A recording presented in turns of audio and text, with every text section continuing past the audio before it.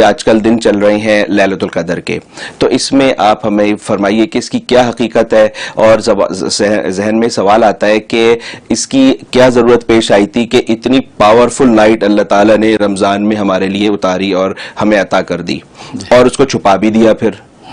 تو حضرت اس کے بارے میں آپ ہمیں روشنی ڈالیے گا پلیز۔ بہت اچھا پوائنٹ اٹھایا آپ نے جی۔ تو پہلی بات ہے لیلۃ القدر کی حقیقت کیا ہے، جی وہ تو اللہ نے قرآن کریم میں اس کو واضح کر دیا، ٹھیک ہے، اور سورۃ قدر جو ہے پوری نازل کر دی جی بالکل، کہ انا انزلناہ فی لیلۃ القدر وما ادراک ما لیلۃ القدر لیلۃ القدر خیر من الف شہر، کہ ایک لیلۃ القدر جو ہے وہ 1000 مہینے سے بہتر ہے۔ جی، اور اس میں کیا ہوتا ہے، تنزل الملائکہ والروح، کہ اس کے اندر جو ملائکہ اور روح اترتے ہیں، اور روح سے مراد روح الامین حضرت جبرائیل علیہ الصلوۃ والسلام ہے۔ حضرت جبرائیل ملائکہ کے جھنڈ لے کے اترتے ہیں اور اللہ کے حکم سے وہ تدبیر امور کرتے ہیں۔ تو یہ حقیقت تو بتا دی کہ اس میں حضرت جبرائیل علیہ الصلوۃ والسلام جو ہے ملائکوں کو لے کر اترتے ہیں، اور جو نوشتہ تقدیر میں فیصلے اللہ تبارک و تعالیٰ نے انسانوں کے لیے کر رکھے ہوتے ہیں، ان فیصلوں کی تدبیر کر دیتے ہیں، وہ نافذ کر دیتے ہیں فیصلوں کو، کیونکہ شب برات کے اندر وہ فیصلے لکھے جاتے ہیں، اور شب قدر میں وہ فیصلے فرشتوں کے حوالے کر دیے جاتے ہیں، اور فرشتے زمین پر آ کر ان فیصلوں کو نافذ کر دیتے ہیں۔ اچھا، تو اس کی حقیقت تو یہ ہے۔ جی، اور باقی یہ ضرورت کیوں پیش آئی، یہ اچھا سوال آپ نے اٹھایا۔ وہ اصل میں ایک مرتبہ نبی کریم صلی اللہ علیہ وسلم بنی امیہ کے جب بادشاہوں کا ذکر کر رہے تھے، بنی اسرائیل کے پرانے جو ہے بنی اسرائیل کے ذکر کر رہے تھے کہ بنی اسرائیل کے اندر ایسے ایسے عابدین گزرے ہیں کہ جنہوں ہزاروں جو ہے مہینوں اور سالوں تک عبادت اللہ کی جی، اور ایک سر منہ انحراف بھی وہ اللہ کی عبادت ذکر سے جو غافل نہیں ہوئے۔ ٹھیک ہے، اب ان کی لمبی عمریں، ہزاروں مہینے انہوں نے باتیں کی ہیں۔ اب یہ سارے قصے نبی پاک صلی اللہ علیہ وسلم بنی اسرائیل کو سنا رہے ہیں۔ جی، تو اس پر صحابہ کرام صلی اللہ علیہ وسلم وہ قصے سنتے ہوئے مایوس سے ہو گئے، کیونکہ انہوں نے سوچا کہ ہماری عمریں تو ہزاروں سال ہوتی نہیں ہیں، جی، ہماری عمریں تو جیسے ایوریج میں 60-70 سال ایوریج ہے، جی بالکل، اور ہم کیسے یہ ان تک پہنچ سکیں گے؟ بلکہ نبی پاک صلی اللہ علیہ وسلم نے ایک ایسے شخص کا ذکر کیا کہ جس نے ہزاروں مہینوں تک جو جہاد کیا دن میں، اور ہزاروں مہینے تک رات کو عبادت کی، ہزاروں مہینے تک اسے روزے رکھے، اتنی عبادتیں۔ تو انہوں نے سوچا کہ یار ہم بنی اسرائیل کی اس عابد تک تو پہنچ نہیں سکتے۔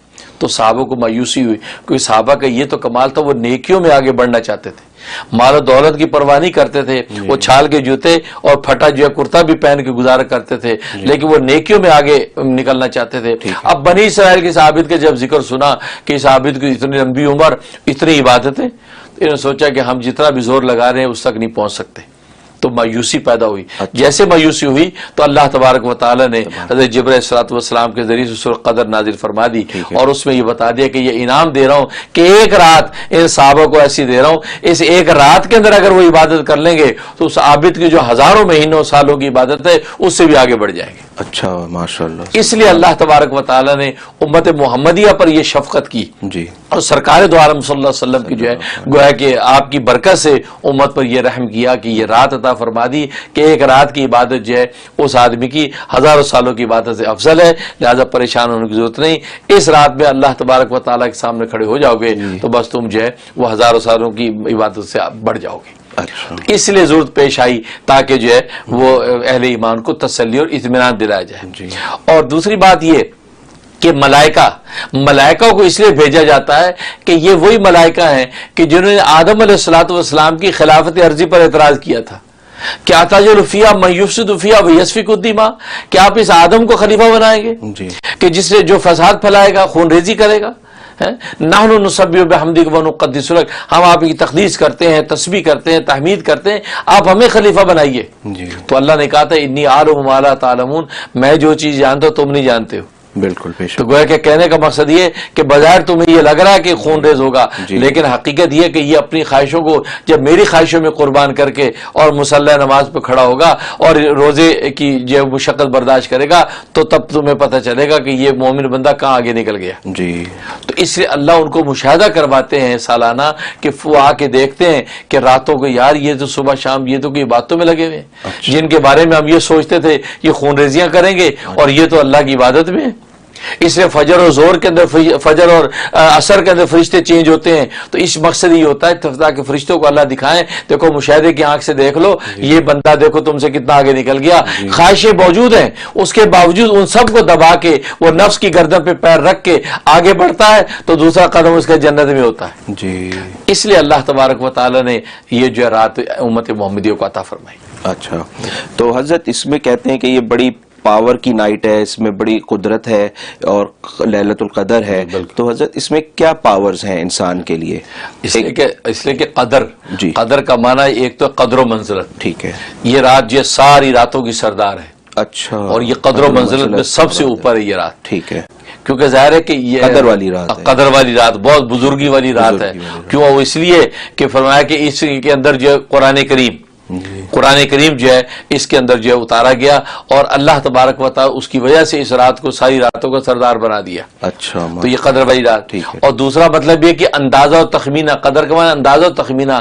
اس رات کے اندر جو ہے لوگوں کے اعمال کے وزن کیے جاتے ہیں, اعمال کے اندازے لگائے جاتے ہیں کہ اس کے اعمال کا لیول کیا ہے. یہ پورا رمضان جو اس نے روزے رکھے, تراویحیں پڑھی, تلاوتیں کی, تسبیحات کی, اب تاک راتوں میں جا کے اب 27, 21 یا 25, 29 میں اس رات کے اندر دیکھا جاتا ہے کہ اس کے اعمال کی طرف بڑھ گئے, اس کا مرتبہ اللہ کی نظر میں کیا بن گیا ہے. تو وہ اندازے لگائے جاتے ہیں. اور دوسرا یہ کہ دنیا کے اندر جو تدبیر امور جو ہے وہ تقسیم کر دی جاتے ہیں کہ اس کو اتنا رزق دے دیا جائے گا, اس کے لیے اتنی جو ہے راحت کر دی جائے گی, اس کے لیے اتنے اعمال آسان کر دیے جائیں گے. تو یہ سارے تخمینہ اندازے جو ہے وہ سارے کے سارے نازل کر دیے جاتے ہیں کہ جس سے ظاہر ہے کہ دنیا کے اندر اس کا مرتبہ اللہ کی نظر کے اندر انسان کا بڑھ جاتا ہے. اچھا. تو اس لیے اس کو, اور اس رات کے اندر عجائب و غرائب ظاہر ہوتے ہیں. جب ملائکہ اترتے ہیں تو عجائب و غرائب ظاہر ہوتے ہیں اور لوگوں نے مشاہدہ کیے ہیں. اچھا. بس اس رات کے اندر جو ہے وہ درخت جھک جاتے ہیں. اللہ. بعض لوگ کہتے ہیں کہ تکوینی اعتبار سے جھک جاتے ہیں لیکن ظاہری اعتبار سے بھی جھک جاتے ہیں اور اللہ کسی پر وہ ظاہر کر دیتے ہیں.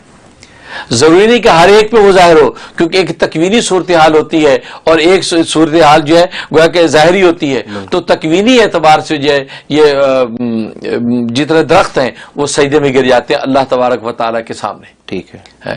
لیکن کسی پہ اللہ وہ کیفیت ظاہر بھی کر دیتے ہیں, وہ واقعی ان کو جھکا ہوا دیکھتے ہیں. چاچے بہت سے صحابہ نے دیکھا, بہت سے اولیاء کاملین جن کو یہ رات ملی ان اس رات کی نورانیت میں دیکھا کہ درخت جو اپنی جگہ سے ہٹ گئے اور وہ جھکے ہوئے ہیں. اسی طریقے اس رات کی ایک برکت ہی اس رات کے اندر جو ہے وہ کڑوے پانی میٹھے ہو جاتے ہیں, یہ سمندر کے پانی میٹھے ہو جاتے ہیں. جیسے صحابہ نے مشاہدہ کیا کہ میں نے ملائی کی ہے اتنا عرصہ کہ ایک رات سال میں ایسی آتی ہے اس رات کے اندر سمندر کا پانی میٹھا ہو جاتا ہے. اللہ اکبر. تو دوسرے صحابی نے کہا یہ رات وہی تو ہے جو لیلۃ القدر ہے, کیونکہ لیلۃ القدر کے اندر جو کڑوے پانی میٹھے ہو جاتے ہیں. جی. تو انہوں نے بتایا کہ مجھے بتانا وہ کون سی رات ہے. تو کہتے ہیں کہ وہ جب انہوں نے اس کا حساب لگایا تو وہ 23 کی رات بنی تھی, 23 23 کی رات بنی, کیونکہ تاک راتوں میں سے کوئی بھی یہ رات ہو سکتی ہے. جی. تو 23 کی رات تھی اور اس کے اندر جو اللہ تبارک کڑوے پانی میٹھے کر دیتے ہیں. اور اس رات کے اندر جو ہے کوئی کتا نہیں بھونکتا. اس رات کی عجیب پاور ہے کہ ملائکہ ہر جگہ پھیل جاتے ہیں اور شیطان کا دور دور تک سوال نہیں ہے. جی. اور ظاہر ہے کہ شیطان کے تصرف سے کتے بھونکتے ہیں. جی. تو لہذا کتا جو اس رات کے اندر نہیں بھونکتا. اچھا. یہ عجیب اس رات کا ایک روب و دبدبہ ہے, کیونکہ ظاہر ہے بڑے بڑے شیطان تو رمضان میں ویسے قید ہو جاتے ہیں لیکن چھوٹے چھوٹے شیطان قید نہیں ہوتے. وہ شتونگڑے جو ہیں وہ کتوں کو جو ہے پھر تصرف کرتے وہ بھی بھونکتے. لیکن اس رات میں شتونگڑے سے بھی کائنات خالی ہو جاتی ہے. اور حدیث میں آتا ہے کہ چپا چپے پہ فرشتے ہوتے ہیں, زمین پہ جگہ نہیں ہوتی پیر رکھنے کی, اتنے ملائکہ پھیل جاتے ہیں. اگر ان کو ظاہر کر دیا جائے تو لوگوں کا چلنا مشکل ہو جائے. اچھا. لیکن چونکہ ظاہر نہیں ہوتے اس لیے ہم بلا تکلف چل رہے ہوتے ہیں. اچھا. ورنہ اتنے ملائکہ اترتے ہیں. اچھا. تبھی فرمایا کہ کیونکہ حیوانات بھی چیزیں منکشف ہو جاتی ہیں تو کتے بھونکتے نہیں ہیں. اچھا. اس میں مجھے ایک لطیفہ یاد آ گیا. لطیفہ کیا حقیقت ہے. ضرور. وہ ہوا یہ کہ میں اپنی مسجد میں پاکستان میں نارتھ ناظم آباد بلاک ڈی اچھا کراچی میں وہاں خطیب تھا, امام تھا. تو اعتکاف رمضان ہے تو اعتکاف میں بیٹھا. میرے ساتھ تقریباً 100-150 جو ہے وہ لوگ اعتکاف میں بیٹھے مسجد کے اندر. اس میں کوئی نوجوان لونڈے بھی تھے, اب میں بھی نوجوان تھا, خیر ابھی بھی ہوں ماشاءاللہ اللہ رکھے ایسے ہی آپ کو. آمین. تو وہ جناب تو وہ اب وہ نوجوان اکٹھے ہو گئے. اب میں نے ان کو عصر کے بعد یہ علامتیں بتائیں کہ اس کی علامتوں میں ایک علامت یہ ہے کہ اس رات کتے نہیں بھونکتے. اچھا. اچھا یہ بات میں نے کہہ دی، ٹھیک ہے۔ اب درس ختم ہو گیا، افطاری کی، اس کے بعد تراویح وغیرہ ہو گئی۔ جی۔ اب تراویح کے بعد جو ہم حلقہ لگایا کرتے تھے، محفل ذکر ہوتی تھی۔ اچھا، اب میں دیکھوں کہ بہت سے نوجوان غائب ہیں، میں کہ بھائی وہ فلاں فلاں نوجوان نظر نہیں آ رہے، کہاں ہے؟ جی، تو کہنے لگے یہ سارے باہر بیٹھے ہیں۔ اچھا، تو باہر کہاں بیٹھے ہیں؟ تو پتہ چلا وہ مسجد کے سین کے کونے والی دیوار کے ساتھ سارے بیٹھے ہیں، محلے کی طرف کان لگا کے بیٹھے ہیں، کوئی کتا تو نہیں بھونک رہا، وہ کتے کی بھونک سننے کے لیے بیٹھے ہیں کہ اب پتہ چلے اگر کتا بھونکا ہے اس کا مطلب یہ رات نہیں سو جائے گا، اور اگر نہیں بھونکا تو کہ جی یہ رات ہے۔ اچھا، تو میں نے ان کو بلایا، میں نے ڈانٹا، میں کہ نالے کو تمہیں میں نے اس لیے علامت بتائی تھی کہ تم اب سارے کام چھوڑ کے اب کتے کی بھونک کا انتظار کر رہے ہو کہ کتا کو بھونک رہا ہے کہ نہیں بھونک رہا۔ جی، تو بھئی علامت ہونے کا مطلب یہ بھی نہیں ہے کہ اب آپ کان لگا کے بیٹھ جائیں یا کتا بھونک رہا ہے کہ نہیں جی، تمہارے، لیکن یہ اس رات کی عظمت ہے کہ اس رات کے اندر کتے بھونکتے نہیں، شیطانی تصرفات نہیں ہوتے، اور یہ رات بڑی پرسکون ہوتی ہے۔ اچھا، اور حدیث میں فرمایا کہ جب اگلے دن صبح کو سورج طلوع ہوتا ہے تو وہ گویا کہ ایک پلیٹ کی طرح، ایک تانبے کی پلیٹ کی طرح ظاہر ہوتا ہے، اس کے اندر روشنی کی تیزی نہیں ہوتی۔ اچھا، ہاں، اور وہ کافی چاش کا وقت 8-10 یعنی 9-10-11 بج جائیں اس وقت تک بھی وہ بالکل ایک پلیٹ کی طرح مدم مدم ہوتا ہے، ہلکی ہلکی سی روشنی، اس کے اندر وہ تیزی جو دھوپ کی ہوتی وہ نہیں ہوتی۔ یہ علامت ہے اس بات کی کہ یہ جو گزری رات ہے یہ لیلۃ القدر تھی۔ اچھا، اور ایک علامت یہ بتائی کہ اس میں عام طور پہ صبح فجر کے وقت میں بارش نازل ہونے کا بھی امکان ہے، بعض اب بارش نازل ہو جاتی ہے۔ جی، جی، جی، اور خود نبی پاک صلی اللہ علیہ وسلم کے دور میں جب ہوئی تو بارش نازل ہوئی، یہاں تک کہ جو ہے آپ کے سجدے کے اوپر جو ہے نا، سجدے کے نشان پر وہ گارا لگا ہوا تھا، جی، تو بارش کی وجہ سے۔ اچھا، تو کہنے کا مقصد یہ اس کی علامتیں ہیں اور یہ اس کی اسٹرینتھ ہے کہ اس رات کے اندر اس طرح کی عظمتیں ظاہر ہوتی ہیں، اور اس کے مطابق یہاں تک کہ کہتے ہیں کہ رات میں جب انسان عبادت کر رہا ہو یا ذکر و اذکار کر رہا ہو تو انسان کی پر ایک خاص ایک جو سنسناہٹ ظاہر ہو، اور اس کے اوپر جو بال اس کے یوں کھڑے ہو جائیں ایک خاص قسم کی سنسناہٹ سے، اور اس پر رقت طاری ہو جائے اور رونے لگ جائے وہ انسان اپنے گناہوں یا اللہ کی نعمتوں کو یاد کر کے، یہ کیفیت ہو جائے تو سمجھو یہ لیلۃ القدر ہے، اور یہ فرشتوں نے مصافحہ کیا ہے جس کا اثر اس پر ظاہر ہوا ہے۔ اچھا، تو یہ صورتحال ہے جس کے ذریعے سے اس کے کمالات اللہ ظاہر